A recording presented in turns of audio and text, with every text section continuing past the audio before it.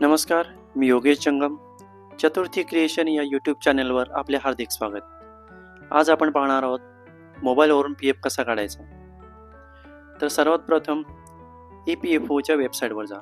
उजव्या कोपऱ्यात 3 डॉट दिसतील, त्यावर क्लिक करून डेस्कटॉप साईट सिलेक्ट करा. वेबसाईटच्या उजव्या बाजूला ऑनलाईन क्लेम नावाचा ऑप्शन आहे, त्याला सिलेक्ट करा.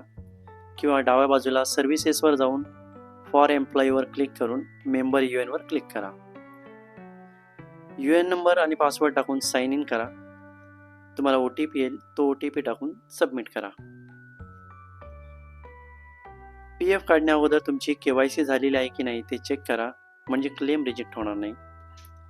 त्यासाठी डाव्या बाजूच्या 3 लाईनवर क्लिक करून मॅनेज ऑप्शनमधील KYC वर क्लिक करा.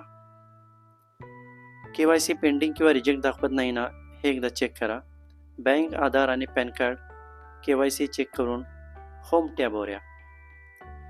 ऑनलाईन सर्व्हिसेस या ऑप्शनमधील क्लेम फॉर्म या ऑप्शनवर क्लिक करा.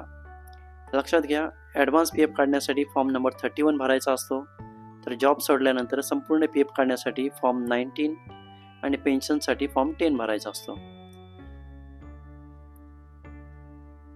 PF सोबत लिंक केलेला बँक अकाउंट नंबर टाकून व्हेरीफायवर क्लिक करा. प्रोसीड फॉर ऑनलाईन क्लेम टॅबवर क्लिक करा. टर्म्स अँड कंडिशनला मान्यता देण्यासाठी येसवर क्लिक करा. तुमच्यासमोर PFचा फॉर्म ओपन होईल. यामध्ये सिलेक्ट क्लेम ऑप्शन विंडोवर क्लिक करा.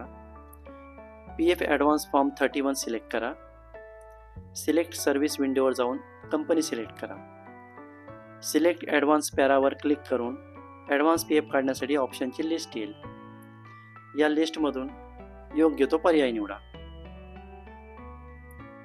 PF मधून किती रक्कम काढायची आहे ती रक्कम टाका. तुमचा पत्ता लिहा. खाली रिकाम्या बॉक्समध्ये टिक करा.